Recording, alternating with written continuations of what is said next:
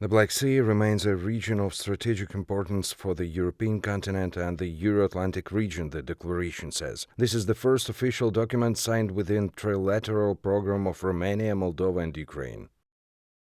Countries will continue to work together to support the rights of states to freely choose their foreign policies and alliances, to exercise their right to self-defense and to strengthen resilience and stability, security and prosperity in the region.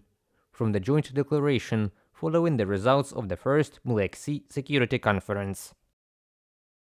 To integrate the air and missile defense of Ukraine with the defense of NATO was suggested by the Minister of Foreign Affairs of Ukraine, Dmytro Kuleba, to the bloc countries during the Black Sea Security Summit in Bucharest. Thus, he called on the Atlantic Alliance to take on a greater role in ensuring security in the Black Sea.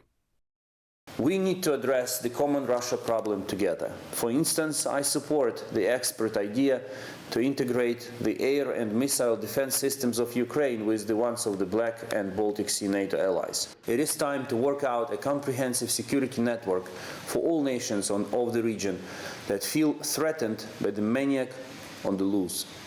It's time to turn Black Sea into what the Baltic Sea has become. A sea of NATO. In Bucharest, the Minister of Foreign Affairs of Romania called on the NATO countries to form a common position on the issue of assistance to Ukraine, in particular to focus on protecting the Black Sea. We all want peace. Peace in full respect of the sovereignty and territorial integrity of Ukraine, in full respect of the UN Charter and of the fundamental principles of international law. But negotiations can only start when Ukraine is ready, and the victory will look like in the way Ukraine will define it. Romania is doing a lot to strengthen Black Sea security for NATO and EU members, and as well as for our partners, be it Ukraine, the victim of Russia's aggression, or for, as I previously said, the Republic of Moldova and Georgia, who are, after Ukraine, the most vulnerable to Moscow's pressures. Last year, Russian blockade in the Black Sea threatened to cause a global food crisis until the United Nations and Turkey reached an agreement to keep the ports open. However, due to the aggressive actions of Russia, the situation is still in the spotlight of the whole world. If we are talking about the contingent, about the domination of NATO countries in the Black Sea, it seems to me that this is the only way today to ensure that the Black Sea basin is safe and that it would be possible to carry out commercial activities in it at the first place. I think that Kuleba meant that today it is necessary to develop a security bloc, including Ukraine there, even before Ukraine joins NATO.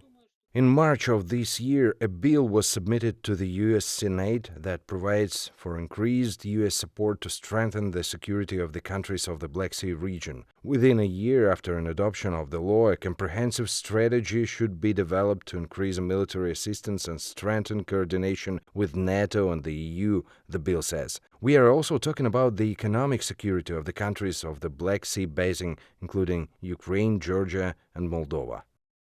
Today we, together with the Royal Navy of Great Britain, do not use our naval potential in the Black Sea even by 50%. The Montreal Convention, which restricts military navigation through the Bosphorus with the permission of Turkey, is often cited as an excuse. The second priority is the organization of effective air and missile defense in the Black Sea basin. Ben Hodges, commander of the United States Army Europe 2014-2017, in an interview with Voice of America. According to experts, the organization of an effective anti-aircraft and anti-missile defense of the alliance countries in the Black Sea basin, together with Ukraine, will become more likely after the end of the war. NATO will not be drawn into the same air defense with Ukraine until the end of the hot phase of the war against the state, because it will be an unjustified risk of drawing NATO into the war of Russia against Ukraine. This may happen after the end of hostilities, when Ukraine joins the alliance.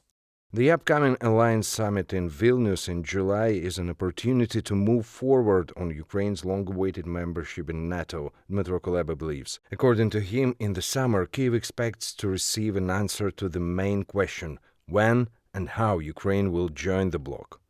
Reported by Pavlo Stelmach and Kristina Dombrovska, UATV News.